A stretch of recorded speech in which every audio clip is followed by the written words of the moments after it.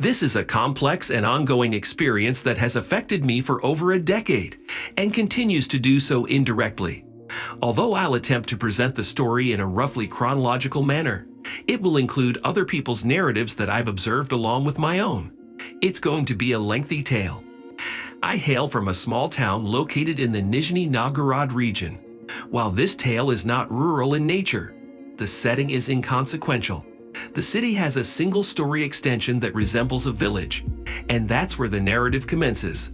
My mother was raised in that rural suburb, and the genesis of this story stems from her accounts of her youth spent there. There was a grandmother who lived on a street perpendicular to where my mother resided, but in close proximity. At that time, she was more akin to an aunt than a grandmother, but everyone in the area knew that something was amiss with her. According to my maternal grandmother, people were hesitant to engage with this aunt due to her foul temper and ill repute. My grandmother recounted an incident where a neighbor had an altercation with her in the bathhouse, as there were no private bathing facilities, and those without access to them would visit a communal one. And this witch declared, "You will die in exactly 2 weeks." The neighbor indeed fell ill and died in precisely 2 weeks. While I didn't personally witness this incident, I heard about it from my grandmother. However, there was another incident that I saw with my own eyes. Once, a man with a family and 3 children accidentally knocked over a bench located near the aunt's fence with his car, and in doing so, the fence collapsed. It was a minor incident, but the aunt became furious and began swearing at the man, who responded in kind, leading to a heated argument. During one summer, instead of attending various camps, I was sent to my grandmother's house in the same area. Even though I was young at the time, I vividly recall the transformation that occurred within the family of the man who had the altercation with the aunt. The previous year, they appeared to be a typical and respectable family. But upon my return the following summer, I didn't even recognize them at first. The man had descended into a severe state of alcoholism and had even stabbed his wife. While the eldest son was already an adult, the other 2 children, a boy my age and a young daughter, were left in his care. However, he was either a drug addict or a criminal, leaving the 2 youngsters to fend for themselves. Essentially, their once normal family had abruptly fallen apart at the seams, and when I returned the next year, I encountered only 2 young homeless children. What was particularly noticeable was that the child my age had become severely mentally disturbed. As we were somewhat acquainted, he dragged me into the remnants of his home and playfully attempted to sew his mouth shut with a needle. He didn't stitch it completely shut, but he made a few ties nonetheless. I was utterly stunned. Even before this incident, my grandmother had sternly warned me not to interact with them, but I didn't heed her caution. By the 3rd year, the family had vanished entirely. Either someone had taken them away or they had gone elsewhere. My grandmother had also warned me that the aunt had the ability to curse people using needles. I recall a related incident that left a lasting impression on me. When I woke up one morning, the house was in turmoil, not panicked, but there was an intense bustle. My grandmother was running in and out of the house, and my mother was in a state of hysteria. My grandmother instructed me not to go near the gate and not to touch it, no matter what. She then led me to the gate, where I saw 2 large sewing needles resting on it. Although they were just lying on the gate, my grandmother explained to me what they were and who had placed them there. My mother shared with me an experience from her youth when she was working at a local factory right after college. The work there was in shifts, and the workers had to rotate between the 1st, 2nd, and 3rd shifts. One week, they would work one shift and then the other. One night, after finishing her 2nd shift, my mother was walking home along the street where the aunt's house was. It was already dark outside when she noticed a dark figure on the roof who was beating on the chimney with a stick. At first, my mother got scared, but she had to keep moving to get home. As she walked past the house, the figure heard her footsteps and stopped banging on the chimney. Then he turned his head in her direction, and my mother was horrified to realize that it was not a man at all. Despite the darkness, she could see its eyes, which were big and round, and they lit up like cat's eyes. In panic, my mother ran towards her house. "Sure, I'm ready to hear the story. Please go ahead." I have an older sister who tends to live life on her own terms. One day, she disappeared from our house and didn't return home that night. After this happened a few times, our parents started to worry. Eventually, my sister contacted me and informed me that she wasn't planning on coming back home. Everyone was shocked, including our parents and her then boyfriend. We tried to figure out what was going on, and my sister revealed that she was living with a guy and had no intention of returning home. When my parents asked who this guy was, we discovered that he had the same last name as the woman from the street who had cast spells with needles. This information alarmed my mother. Despite my parents' attempts to reach out to her, my sister refused to contact them directly and only communicated through me, who had just finished 9th grade at the time. The situation escalated quickly as my sister went missing for a few days, causing great worry to our family. Eventually, she contacted me and informed us that she would not be coming back home. It was a shock to our parents and her boyfriend at the time. We probed for more information and discovered that she had been living with a guy she met who convinced her to move in with him. Unfortunately, she did not provide any clear details on what happened next. As we investigated further, we discovered that this guy was a heroin addict and had a terrible reputation. Initially, we did not pay much attention to his relation to the old lady from our street, thinking that he was blackmailing or drugging her. We even involved the police and went to his address, but my sister claimed that she chose to live there voluntarily.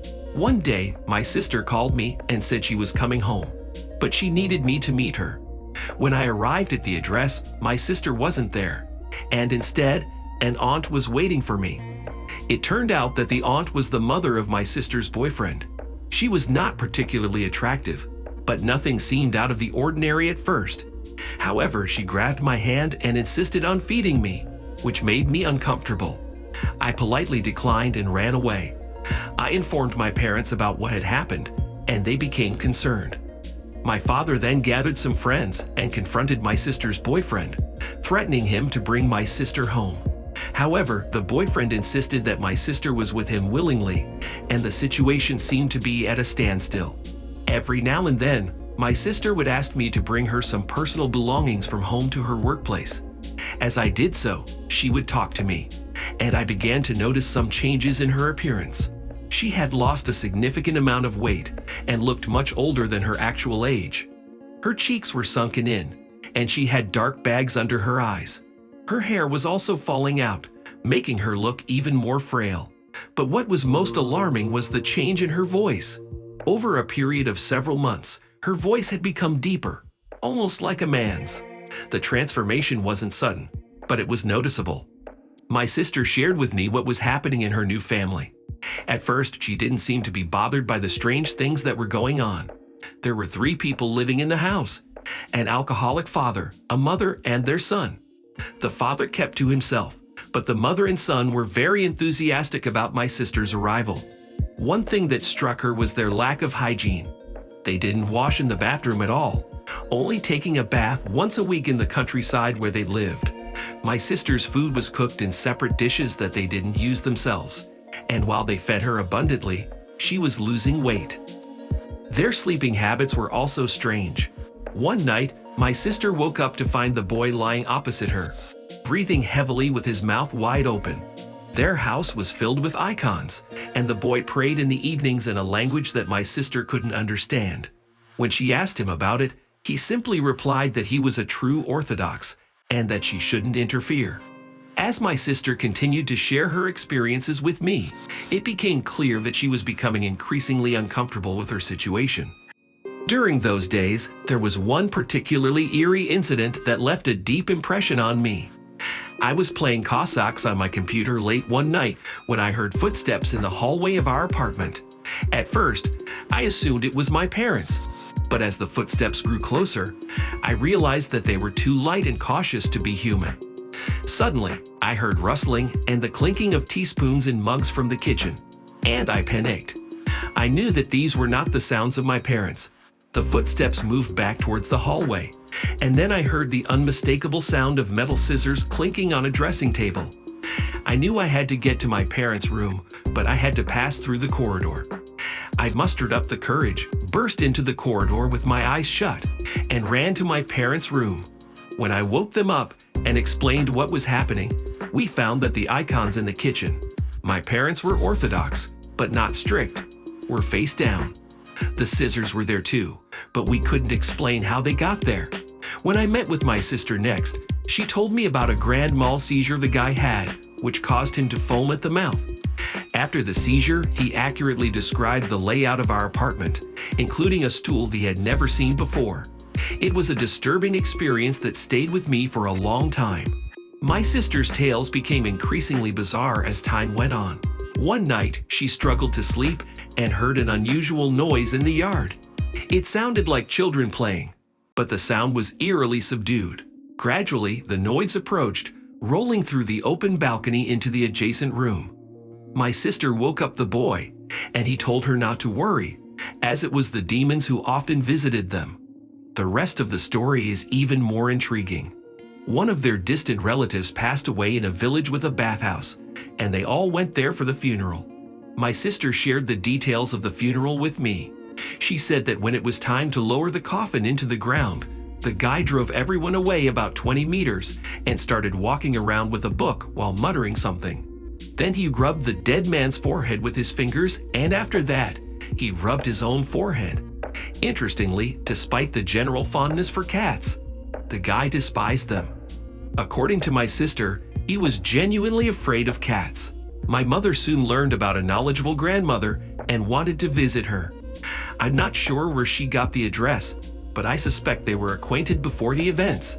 The grandmother lived in a village around 50 kilometers away from the city, and my mother went there alone the first time. She asked about the grandmother, and what she found remarkable about her was that she knew about my existence, even though my mother had never mentioned me to her. The grandmother also claimed to know who was responsible for everything, and named a specific person, the evil woman from the street who was the passenger's grandmother. This revelation shocked everyone, including my previously skeptical father. After hearing the story, I too started to take the events seriously. The grandmother refused any payment, despite my mother offering a generous reward for her assistance. She said that something had affected us that should not have. I was especially spooked when she invited me to talk to her personally. The next time we went to see her, it was just my mother and me. We arrived at the house in the morning, and it looked just like any other ordinary house. My mother had arranged for me to speak with my grandmother alone, and I was nervous about it. As we entered the house, we walked through the hall and into the room where a large cat was sitting right in front of the door. My grandmother told me to say hello to Timofey Matveyevich, and it took me a moment to realize she was referring to the cat. Despite my initial fear, something about the cat made me feel at ease. We sat down at the table, and after a brief silence, my grandmother began to ask me about what had happened to my sister. I shared what I knew, but she then asked me if I knew the true story. I admitted that I did not. In any case, my grandmother revealed to me the disturbing truth about Zenaida's family. Apparently, they were in a dire situation as they had no one to continue their family lineage. They had a useless son and desperately needed a daughter. My sister was only important to them as a means of giving birth to a girl. Once she became pregnant and had a baby girl, they believed that she would die soon after. In the meantime, they would have complete control over her. My grandmother explained that my sister had been bewitched, not by a simple hex, but through the food and drink she had consumed. Whoever ate their food would be under their control. This revelation made me uneasy, especially as I remembered how Zenaida's mother had tried to force me to eat at their home. I shared this incident with my grandmother, who reassured me that I had done the right thing by refusing their offer. She added, "You know without knowing." Her words perplexed me. But before I could ask for clarification, she continued, "If you believe that this is some kind of witchcraft, then you are a fool. It's not witchcraft or magic. These things are nature itself." My grandmother promised to help us, not for the sake of money, but because it was not good for Zenaida's family to continue in this manner. She insisted that if a daughter was not meant to be born, she would never be born, and it was decided so. Therefore, she would not accept any payment for her assistance. I inquired about what my grandmother meant by knowing without knowing, and she explained that my role as a mediator is why my sister confides in me. She added that although my abilities in this area are limited, they come naturally to me. However, she warned that the price of this gift is nothing, and there is nothing she can teach me. Instead, she could only help me be more cautious. I was taken aback by her words and began to feel numb. My grandmother emphasized that getting involved in this world would be a mistake, and I agreed with her. I then asked her what she meant by paying attention, and she advised me to observe people more closely. According to her, my gut feeling could alert me to who is in trouble and who is not, but I might not understand it immediately. Furthermore, my grandmother cautioned me against going to the local churches. Despite the town being very religious, she mentioned that it was a strange place. She revealed that we were in Sarov, a closed nuclear center in the south of the Nizhny Novgorod region, which was also the residence of the highly revered Saint Seraphim of Sarov. Although the town still attracted a lot of prayers and pilgrims, my grandmother claimed that the place was ruined, especially the lowlands. She advised me not to visit the church or light candles there, a warning that a wandering priest I met at a bus stop a few years later confirmed. He claimed that the local churches were nothing but the devil's work, and that the place hadn't been holy for a long time. To summarize, there is an interesting story about a pilgrim grandfather that the speaker met at a bus stop a couple of years ago. He was a wandering priest who claimed to stay overnight with people who would take him in. He shared that one could gain lifetime shelter by saying the right words. Despite being a priest, he did not dress up or wear a cross, and he showed his ID to prove it. He mentioned that there were rarely real churches nowadays, even in supposedly holy places like Divivo. The speaker's grandmother also advised against going to local churches in their town, as they were nothing but devils, according to a pilgrim grandfather. However, he did note that some villages still had real parishes. Moving on to my grandmother's words, she pointed out that I possess the innate ability to sense when something is amiss with a person. As for my sister, she warned me that while it was a frightening situation, it wasn't a life-threatening one. Only Zenaida had the power to remove the curse, and we would make sure she did so. In this regard, my role was to act as a mediator, listen attentively to my sister, and faithfully relay her message. After that, my grandmother instructed me to contact my mother. I left the room, and before doing so, she asked me to bid farewell to the cat, which I did. Subsequent events unfolded in the following manner. My grandmother announced that she would break the spell that Zenaida had placed on her sister.